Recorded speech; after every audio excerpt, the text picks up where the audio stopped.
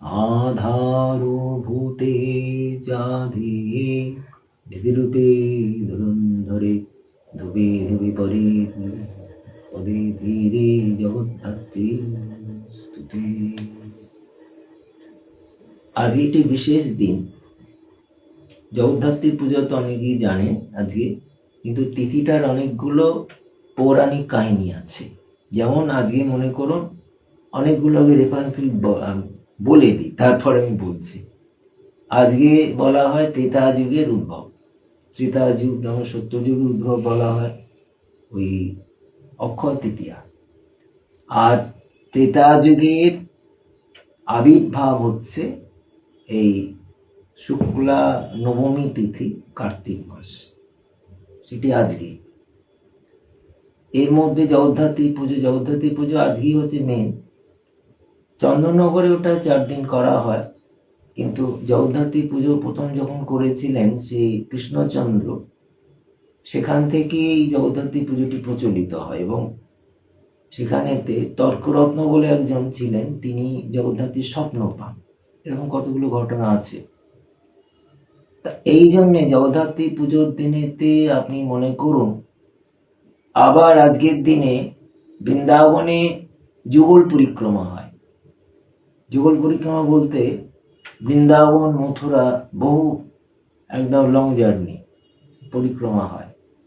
আবার আজকের দিনে সাক্ষী গোপালে চরণ দর্শন হয়। বহু কিছু পৌরাণিক কাহিনী এখানে রয়ে গেছে। তাই যেমন অক্ষয় তৃতীয়া মানুষের কাছে একটা আকর্ষণীয়, তিনি আজকের যে তিথিটি নবমী তিথি, কার্তিক মাস এবং কার্তিক মাসে শুক্লা পক্ষ নবমী তিথি, এই তিথিতে মানে বিরাট একটা মহিমার কথা বলা হয়েছে। তা এইখানেতে যেমন বিভিন্নভাবে গল্পের আকারে বলা হচ্ছে, তা জগদ্ধাত্রী সম্পর্কে সামান্য কিছু আমি যদি বলি দেখি। তারপরে দেখুন আজকের দিনে জয়রামবাটিতে মা শারদা জগদ্ধাত্রী পূজা করেছিলেন। এটা বিশাল ব্যাপার, এখন প্রায় বিরাট করে হয়। তো যখন হয়েছিল তখন তো সেভাবে প্রচার হয়নি। তা এই যে বিশাল বিশাল কতগুলো ঘটনা ঘটে, এগুলো ঐতিহাসিক ঘটনা, এগুলো কোনো কাল্পনিক নয়। সেই জন্যে পৌরাণিক কাহিনী যেগুলো আছে সেগুলো হয়তো সবাই আপনারা বিশ্বাস করবেন না, কিন্তু মা শারদা যে পুজো করেছিলেন এটা একেবারেই আমাদের ঐতিহাসিক ঘটনা, কিছুদিন আগের ঘটনা। এবং 1 বছর করলেন, পরের বছর কিভাবে তিনি করলেন পূজাটি আপনারা জানেন। মা শ্যামাসুন্দরী দেবী, সারদা মায়ের, সারদা মায়ের নাম কি ছিল বলুন তো? প্রথমে ক্ষেমংকরী, তারপরে সারদা পরে দেওয়া হলো। অনেকেই জানেন না, হয়তো রামকৃষ্ণ বেল্টে যারা আছেন তারা জানবেন। তা এইখানেতে জগদ্ধাত্রী ওই শ্যামাসুন্দরী ঘরে ঘরে চাল কুটে দিতেন। চাল, তার এতে কিছু পয়সা পেতেন। খুব গরিব, অভাবী ছিলেন মানে সারদা মায়ের মা শ্যামাসুন্দরী দেবী। তা তিনি একবার সেই জমিদারের চাল দিতে তার দেরি হয়ে গেছে, জমিদার চাল নিলেন না, বললে যে আমি অন্য জায়গায় তুমি দাও, আমার এখানে লাগবে না। তখন তিনি কি করছেন, খুব হাপুস নামে কাঁদছেন। তখন তার একটা ভেতর থেকে স্বপ্নই বলুন আর কিছু একটা যাই বলুন না কেন, ভেতর থেকে বলছেন, ওরে আমি কালীর সময়তে আমি চাল দেয়নি তো, ওটা কালী পুজোতে দেওয়ার কথা ছিল, কালী পুজো দিতে গেছে যখন দেরি হয়ে গেছে, বলছে আমি তোমার চাল নেব বলে এক দেবী মূর্তি তাকে যেন দেখা দিচ্ছে। তা শ্যামাসুন্দরী বুঝতে পারেননি। তিনি শারদা মাকে জিজ্ঞাসা করলেন, মেয়েকে, আচ্ছা কোন দেবী রে, কিরকম, না লাল রং আর কিরকম যেন, মানে একটা পা একটা পায়ের উপর তোলা, বলতে ও তো জগদ্ধাত্রী। বলে আমাকে তাহলে জগদ্ধাত্রী পুজো করতে হবে, তোরা ব্যবস্থা কর। তখন কোনো রকম ভিক্ষা শিক্ষা করে সেই চাল ছিল, কালী পূজায় যে চাল জমিদার নেয়নি, সেই চাল সাদামা এতে লাগানো হলো জগদ্ধাত্রীর সঙ্গে। তারপরের বছর আবার যখন করতে চাইছেন পুজো, ওই শ্যামাসুন্দরী যে এক বছর তো হলো, কিন্তু এবার ইচ্ছে করছে, বলে আবার কেন? মা শারদা বাধা দিলেন, আবার কেন? হয়ে তো গেছে, এক বছর তো করেছো, আবার করো না। বারবার করে করলে পয়সার ব্যাপার আছে, টাকার ব্যাপার আছে। তখন আর কিছু বললেন না। তারপরেতে আবার একটা স্বপ্ন নাকি হয়েছিল যে তিনজন বলতে গেলে দেবী তো আছেনই, আর জয়া বিজয়া তার দুই সখী, তারা চলে যাচ্ছেন। মা তখন বলছেন, সারদা মা দেখছেন যে মা তোমরা কোথায় চলেছ? যে তুমি তো আমাদের পুজো দিলে না, আমি তাহলে চলে যাই। তখন সারদা মা তার চরণ জড়িয়ে বলছেন,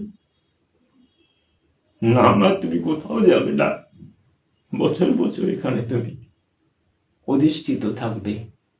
আর সেই জয়রামাটির পুজো একটা বিখ্যাত পুজো, দেখবার মতন। এবং তারপর প্রথম পূজা কৃষ্ণনগরের কৃষ্ণচন্দ্র, তিনি শাক্ত ছিলেন, পূজা করলেন। এবং সেই পূজাতে এখনো সেই কৃষ্ণনগর রাজবাড়ির পূজা বিখ্যাত পূজা হয়। কৃষ্ণনগরে অনেক পুজো হয়, অনেক বারোয়ারিতে পুজো হয়, রাজবাড়ির পুজোটা একটা আকর্ষণীয় পুজো, সবাই সেখানে দেখতে যায়। ওখানে একদিনেরই পুজো হয়, মানে নবমীর দিনই পুজো হয়।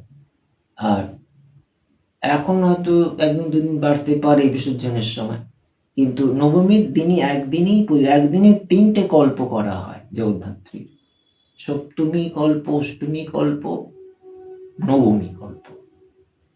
তার পরবর্তীকালে চন্দননগরে যেটি এসেছে, ওটি হচ্ছে ইন্দ্রনারায়ণ রায় বলে একজন ব্যক্তি ছিলেন, তিনি চন্দননগরের পূজার প্রচলন করলেন। সেটা অনেকদিন হয়ে গেছে, 200 বছর এরকম।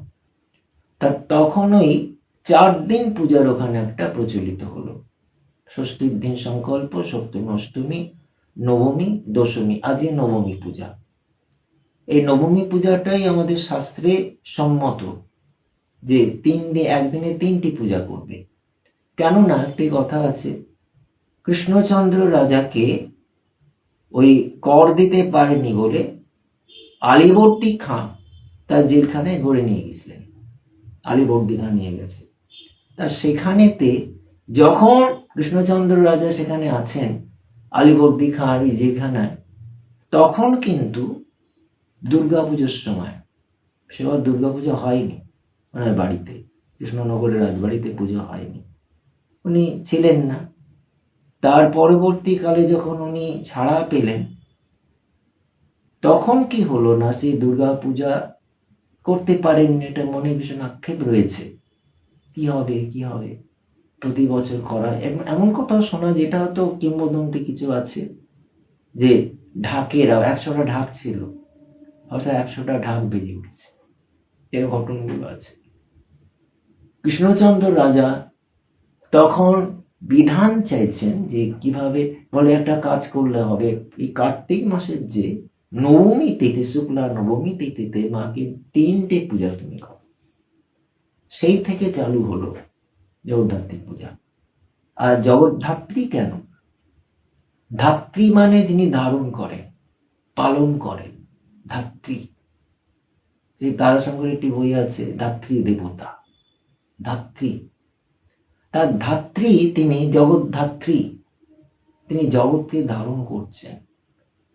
আরেকটি কথা হচ্ছে, ধারণ করছেন কাকে কে। একটা গার্গীর একটি কথা আছে, উপনিষদে একটি গল্প আছে, আমি একটুখানি বলছি, সময় নেই। মানে যাজ্ঞবল্কের সভাতে তর্কের একটা অনুষ্ঠান হচ্ছে, তর্কাতর্কি চলছে ওই ব্রহ্ম সম্পর্কে। তখন সেখানেতে গার্গী খুব বিদুষী ছিলেন, তো তার একটা অহংকার ছিল। তিনি তখন প্রশ্ন করতে লাগলেন যাজ্ঞবল্কের কাছে যে পৃথিবী কোথায় প্রতিষ্ঠিত? আকাশে। আকাশ কোথায় প্রতিষ্ঠিত? ব্রহ্মে। এবার ব্রহ্ম কোথায় প্রতিষ্ঠিত যখন বলেছেন, তখন যাজ্ঞবল্ক্য বলছেন, তুমি ওই কথা বলো না, তোমার মুন্ডুটা কেটে যাবে। ব্রহ্মে কারোর প্রতিষ্ঠিত, ব্রহ্ম তিনি নিজেই নিজের প্রতিষ্ঠা। কি করে তুমি বলছো ব্রহ্ম কারোর প্রতিষ্ঠিত? এই গল্পগুলো আপনি পাবেন উপনিষদের মধ্যে। তা এইখানেতে ভীষণ একটা তর্ক হচ্ছে যে কিসের ওপর কে প্রতিষ্ঠিত, কিসের ওপর প্রতিষ্ঠিত। শেষেরটা যখন বলছে যে ওই ব্রহ্ম কিসের উপর প্রতিষ্ঠিত, ব্রহ্মর উপর পৃথিবী আছে, আকাশে, আকাশ আছে ব্রহ্মে, হ্যাঁ ব্রহ্ম কিসের উপর আছে? তখনই যাজ্ঞবল্ক্য চাপা দিচ্ছেন, চুপ, একদম একটা কথা বলো না। তুমি কি নিয়ে প্রশ্ন করছো জানো? ব্রহ্ম কিসের উপর থাকবে, তোমার মুন্ড ছেড়ে যাবে। এরকম গল্প আপনি পড়তে পারেন, এগুলো খুব ভালো লাগবে। মানে অল্প অল্প অল্প অল্প, বিশেষ একটা শক্ত কিছু, কঠিন কিছু না, কিন্তু এগুলো খুব শুনলে পরে মনটা খুব প্রশান্ত হয়ে যায়। আজকে রামকৃষ্ণদেবের কথামৃতগুলো দেখেছেন তো, কিরকম কিরকম ছোট ছোট ছোট ছোট গল্পের মধ্যে দিয়ে তিনি সমস্ত মানুষের মন জয় করেছেন। গল্প দরকার, তার গল্পে যেন মানে থাকে, নাহলে কি করা হবে। এই জগদ্ধাত্রী সম্পর্কে বহু কথা, বহু সময়ে বহু সময়েতে, এখন তো বিশালভাবে জগদ্ধাত্রী পূজা, এখন কলকাতাও শুরু হয়ে গেছে, বহু পুজো হচ্ছে। কিন্তু জগদ্ধাত্রীর তত্ত্বটা কি? জগদ্ধাত্রী করিন্দ্রাসুরকে বধ করেছিলেন। করিন্দ্রাসুর, মহিষাসুর হচ্ছেন দুর্গা, মহিষাসুর মর্দিনী, আর করিন্দ্রাসুরকে বধ করছেন জগদ্ধাত্রী মা। জগদ্ধাত্রী তার কোনো নাম নাই, তাকে দেওয়া হয়েছে জগদ্ধাত্রী, যিনি জগৎকে ধারণ করে আছেন। হ্যাঁ, এই জগৎকে ধারণ যিনি করছেন, সমস্ত কিছু থেকে রক্ষা করছেন। আর দেখবেন জগদ্ধাত্রীর চরণের কাছে একটা হাতির মুন্ডু পড়ে আছে। করিন্দ্রাসুরকে তিনি বধ করলেন। করিন্দের রূপক অর্থটা কি? করিন্দ্র মানে হাতি, হাতি হচ্ছে আমাদের মনরূপী হাতি মাতামাতি করছে। এই মনরূপী হাতিকে ওই বশ করবার জন্যই ওই জগদ্ধাত্রী রয়েছেন। রামকৃষ্ণদেব তাই বলতেন যে জগদ্ধাত্রী কিসের জানো? জগদ্ধাত্রী সমস্ত সময়তে মানে করিন্দ্রাসুরকে, করিন্দ্র মানে করি মানে হাতি,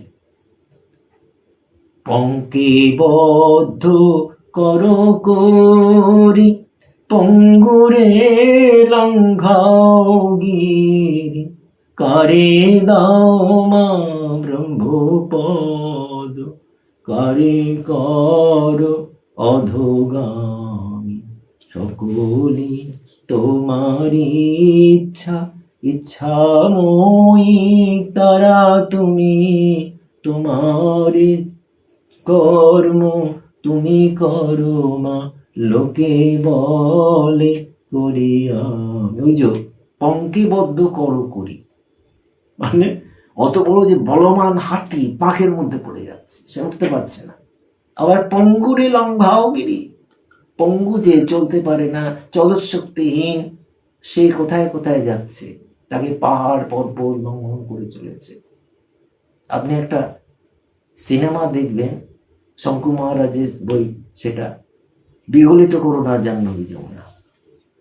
এইটার মধ্যে আছে সেই যে গঙ্গোত্রী যমুনোত্রী গেছে, সেই মেয়েটি, সে আমি দেখেছিলাম বহুদিন আগে, বইটা তো আছে শঙ্কু মহারাজের যেটা লেখা। সেই মেয়েটি যখন যমুনোত্রীতে গেছে, যমুনোত্রীর মন্দির যদি আপনারা গিয়ে থাকেন দেখবেন অনেক উপরে, সেই যমুনোত্রীর মন্দির সিঁড়ি দিয়ে দিয়ে সে কি করে যাবে, ক্রাশ নিয়ে ঝাঁটত, ক্রাশ নিয়ে যখন হাঁটছে হাঁটছে হাঁটছে, আর সেই সময়তে কি হলো না, যেই যমুনোত্রীর মন্দিরের পাদদেশে এসেছে, ক্রাশটা হাত থেকে পড়ে গেল। দেখুন কি অবস্থা, যাবে কি করে, ক্রাশ তো নেই, ক্রাশটা তো পড়ে গেছে হাত থেকে, তখন খোঁড়াবে কি করে, যা তত্তর তত্তর করে উঠে চলে গেল। এটা অলৌকিক না, এটা হচ্ছে মনোশক্তির কাজ। এই মনের বলটা যিনি দেন, হ্যাঁ, এই মনের বল, এই অনেক কিছু কাজ হয়ে যায় মনোশক্তির দ্বারা। এই মনোশক্তি না হলে পরে সব ডুবে যাবে, শেষ হয়ে যাবে। তা এই হচ্ছে সাংঘাতিক উইল ফোর্স, যেটা বলা হচ্ছে উইল ফোর্স। কেন পারবো না, কেন পারবো না? পঙ্গুরে লঙ্ঘায় গিরি, কারে নাও মা ব্রহ্মপদ, কারে কর অধোগাম। আমি কেন চেষ্টা করব না? চেষ্টা করতে করতে বারবার পড়ে যাবে, আঘাত খাবে, কিন্তু একদিন না একদিন সফল হবেই তুমি। এটা বিশ্বাস, বিশ্বাসে মিলায় বস্তু তর্কে বহুদূর। তা এই যে আরো সব ঘটনা অনেক কিছু আছে, একদিন তো বলা যায় না। সেই জন্য আবার ইচ্ছা রইল কোনোদিন এই জগদ্ধাত্রী সম্পর্কে, আজকের দিন সম্পর্কে। আজকে যেমন একটি বিশেষ দিন, নবমী তিথি, শুক্লপক্ষ, হ্যাঁ, বৃন্দাবনের পরিক্রমা, সাক্ষী গোপালের চরণ দর্শন, ত্রেতা যুগের আবির্ভাব, অনেক কিছু এর মধ্যে বলা আছে, কিন্তু সময় খুব সংক্ষিপ্ত। সেই জন্য আমরা বিশেষ যাব না, আমরা এইখানেই রাখবো। কিন্তু এইখানে রাখবো যখন, তখন ওই মা মাতৃশক্তি, যিনি সমস্ত আমাদের ধারণ করে আছে মাতৃশক্তির দ্বারা। তো এখানে তো একটা কথা হতো, আমি মনে হলো এখন, যে যাজ্ঞবল্ক্য যখন ওই বলছে, গার্গী যখন বলছে যে ব্রহ্ম কিসের উপর প্রতিষ্ঠিত, আর যাজ্ঞবল্ক্য এটাকে চুপ না করি বলতে পারেন, কেন ব্রহ্ম সবার মধ্যে প্রতিষ্ঠিত, এটা বলতে পারতেন, কেন বললেন না জানি না। আমি তো এটা মনে আসে যে ব্রহ্মর আবার নিরালম্ব, ব্রহ্মর কোনো আশ্রয় নেই। আমাদের বলি না আমরা আশ্রয়হীন, ব্রহ্মেরও কোনো আশ্রয় নেই। ব্রহ্ম একদম নিরালম্ব, নিঃশক্তিকর, কিচ্ছু নেই তার, না একটা ধন জন ব্যক্তি বন্ধু সখা কিছু নেই, কিন্তু অসহায়। সহায় কি তার? তার সহায় সে নিজেই, যিনি কেউ যেন বলে আমার কেউ নেই, আমাকে দেখাতে, তুমি তোমার আশ্রয়, তুমি তোমার। সেই বৌদ্ধ ধর্মের একটি কথা আছে, এরকম বলছেন, অত্যাহি অত্তন নাথ কহি নাথ পরশিয়া। এটা পালি ভাষা, বলছেন কে না বুদ্ধদেব। বুদ্ধের একটা ভাষণে রয়েছে, তার শিষ্যদের কাছে বলছে যে তুমি তোমার নাথ, অত্যাহি অত্তন নাথ কহি নাথ পরশিয়া। তোমাকে ছাড়া কে তোমাকে দেখবে, কে তোমার নাথ। এগুলো চিন্তা, বৌদ্ধ ধর্ম কিন্তু খারাপ না। বুদ্ধিস্টের মধ্যে অনেক কিছু, তার পরবর্তীকালে তাদের সঙ্গে সঙ্গে কিছু কিছু গোলমাল ঢুকে গেল, বদনাম ঢুকে গেল, সেটা তো হতেই পারে। কিন্তু বৌদ্ধ ধর্মের মধ্যে অনেক উচ্চ মার্গের কথা বলা হয়েছে। আমি আমি আমিটাই সব, আমি ছাড়া কি আছে? অত্যাই অত্যান নাথ কই নাথ পরশে। আমাকে ছাড়া আমার নাথকে, আমাকে দেখার লোক কে? কেউ এটা জানবে না। সবাই বলে আমার কেউ দেখান দেখান, নিরালম্ব নিঃসঙ্গ ব্রহ্মের পরিচয়। এই জগদ্ধাত্রী ধারণ করে আছেন আমাদেরকে। জয় অম্বে গৌরী नैया जैसा माँ गौरी, तुमको निसी दिन भावत, तुमको निसी दिन भावत, हरि ब्रह्मा शिव जी। ओम जय अम्बे गौरी, कनक समान कलेबर, रक्तंबर राजे मैया रक्तंबर राजे, रक्त पुष्प की माला कंठन पर साजे। ओम जय अम्बे गौरी। আমি হিন্দিতে কেন গাইলাম জানেন তো? ওই যে বাংলা বললে নাকি ধরে নেবে, বাংলাদেশি বলবে, হ্যাঁ, সেই জন্য হিন্দি আমরা জানি, ভারতীয় ভাষা আমরা সবই জানি, হ্যাঁ, সেই জন্য এটা বললাম আর কি, একটুখানি হিন্দিতে। বাংলাতেই সব বলার আমার ইচ্ছা হয়, বাংলার মতন ভাষা পাবো কোথায়? হিন্দিও খুব ভালো, সংস্কৃত থেকে সব আসছে। তা ওই যে অমুক জায়গায় চালান করে দেবে, মায়ানমারে নিয়ে যাবে, এসব কি জঘন্য ব্যাপার। রাজনীতি চলছে, জঘন্য রাজনীতি চলছে, সাধুদের মধ্যে রাজনীতি। এখন যে আমি দেখছি যে এখন ধর্মনীতিতে না আসা উচিত ছিল, এখন ধর্মনীতির মধ্যে আরো বেশি করে গল্প ঢুকে গেছে, সাংঘাতিক। খালি টাকা টাকা টাকা পয়সা টাকা, যে বানবান বানবান টাকায় ঘুরছে শুধু দুনিয়াটা। আমিও বিকিয়েছি টাকায় টাকায় টাকা, সেদিন ছিল গানটা শ্রাবন্তী মজুমদারের গাওয়া বহুদিনের। হ্যাঁ, যেদিকে যাওয়া চাই টাকা টাকা টাকা কাটা, এই এই এখন চলছে রাজনীতি। আমি তো যে রাজনীতি করলে আমার খুব ভালো হতো, কেননা আমার মামা তো ছিলেন একজন সুভাষচন্দ্রের সহকর্মী, বিরাট, সেই রক্তটাতে একটু একটু মাঝে মাঝে আসে, জ্বলে উঠি। এই সব কি রাজনীতি হচ্ছে? সাধুদেব হচ্ছে, সাধুদের খালি সাজ পোশাক বাড়ছে, আর খালি খাওয়া বাড়ছে, কারোর প্রতি কোনো সহানুভূতি নেই, হ্যাঁ, কোনো কিচ্ছু নেই, আপনি পাবেন না। আপনি বাইরে থেকে দেখছেন খুব বড় বড় সাধু, আপনি ভেতরে যান কি এটুকুন, আমরা অনেক জায়গায় ঘুরেছি। যাই হোক, আজকের ওই সব তেতো কথা না বলাই ভালো। আমরা মায়ের কাছে প্রার্থনা করি সবাই যেন সুখী হন, সবাই ভালো থাকুন, আনন্দে থাকুন, আর মায়ের কাছে প্রণাম জানাই। ইয়া দেবী সর্বভূতেষু মাতৃরূপেণ সংস্থিতা, নমস্তস্যৈ নমস্তস্যৈ নমস্তস্যৈ নমঃ। ওম।